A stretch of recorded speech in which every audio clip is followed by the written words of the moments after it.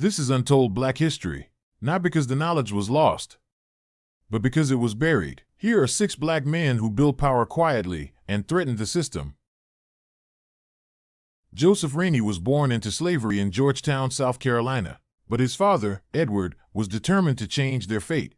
Though still enslaved, Edward was permitted to work independently as a barber, a respected trade. He paid a portion of his earnings to his master, but was able to save the rest.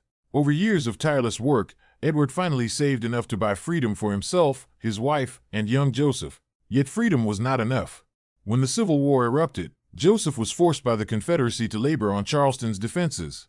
Fearing for their lives, they risked everything, slipping away on a blockade runner to Bermuda, a place where black families could finally live free. In Bermuda, the Raineys thrived. Joseph opened a barber shop. Susan became a sought-after dressmaker, and together they built a life of dignity and comfort. But the call of home and the promise of a new America drew them back to South Carolina after the war. Back home, Joseph leapt into politics. In 1870, he shattered barriers as the first black member of the U.S. House of Representatives. He didn't just fight for African Americans. He championed honoring treaties with Native American tribes and fought to stop violence and discrimination against Chinese immigrants, demanding justice for all. But the fight was dangerous. Rainey faced death threats from the Ku Klux Klan and white supremacists, yet he refused to back down. He became the longest-serving black congressman of Reconstruction. But after he left office, it would be 72 years before another black Southerner served in Congress due to Jim Crow laws. Today, Joseph Rainey's portrait hangs in the U.S. Capitol. Imagine being born into slavery, yet daring to dream of freedom. Meet Robert Smalls, a man who turned that dream into reality. Desperate to buy his family's freedom, Smalls faced an impossible $800 price. With only $100 saved, he knew it would take decades. As a skilled wheelman on the CSS Planter, Smalls knew the ship's routes and signals. He devised a daring plan. When the white crew left for the night, he put on the captain's uniform and straw hat, mimicking his movements to sneak past Confederate checkpoints to Fort Sumter. His escape rescued his family and other enslaved crew members and their families. Smalls' escape delivered not only his family but also crucial Confederate codes and artillery to the Union. His intelligence led to the capture of Coles Island without a fight. With prize money from capturing the ship, he bought businesses and his former master's house, instrumental in establishing South Carolina's Republican Party. Smalls served 5 terms in Congress, focusing on uplifting black communities through education and civil rights. Who was more dangerous to the system? Tell us in the comments.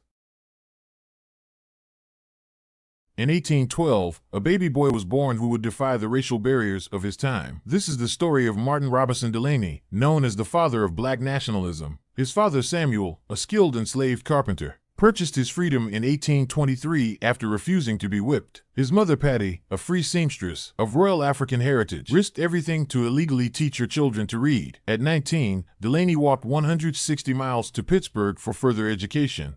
He studied Latin, Greek, and medicine. In 1843, Delany founded Pittsburgh's first black newspaper. He later joined Frederick Douglass to produce the North Star. In 1850, he became one of 3 black students admitted to Harvard Medical School, though after 3 weeks they were dismissed due to protest from white students. He returned to Pittsburgh and practiced medicine, even recruiting black doctors and nurses to treat patients during the 1854 cholera outbreak when white doctors fled the city. Delany met with President Lincoln to propose a black corps led by black officers. Lincoln was so impressed, Delany became the first black field officer in the U.S. Army. He argued in his influential 1852 book that true freedom required self-reliance and solidarity among black people.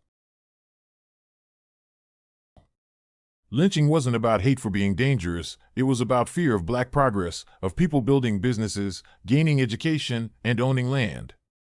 The lie was that it punished criminals. The truth? It punished success. And one woman had the courage to expose it. Ida B. Wells was born into slavery in 1862. At 16, she lost both parents and her baby brother to yellow fever, then raised her younger siblings herself. That kind of strength became her fire. She became a teacher, then a journalist.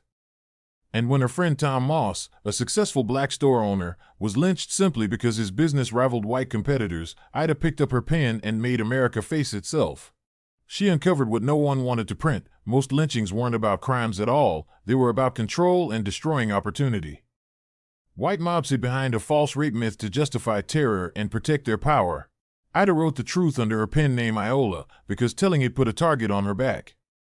When her newspaper office was burned to the ground by a mob, she didn't stop. She went deeper, traveling through the South, documenting every killing, risking her life to expose the lies in print for the world to see. Her words shook the nation. She made the world understand that lynching wasn't random hate, it was a strategy to stop progress, to silence ambition, to keep power where it was. And when that strategy erupted into open war during the Red Summer of 1919, Ida's courage had already lit the path for resistance. Watch the Washington, D.C. story to see how her fight for truth became a movement no mob could silence. Born into slavery in 1841, Blanche Kelso Bruce defied the odds to become a trailblazer in American politics. Son to Polly Bruce, an enslaved woman, and a white plantation owner that was also his master, Bruce received an unusual education from the tutor hired to teach his half-brother, giving him access to learning most enslaved people were denied. In 1861, as the Civil War began, Bruce seized his chance for freedom, escaping from Missouri to Kansas where he became a free man. Driven by his passion for education, Bruce founded the first school for black children in Missouri. His political rise was explosive. He held positions as sheriff and tax collector of Bolivar County, amassing enough wealth to purchase a 640-acre plantation.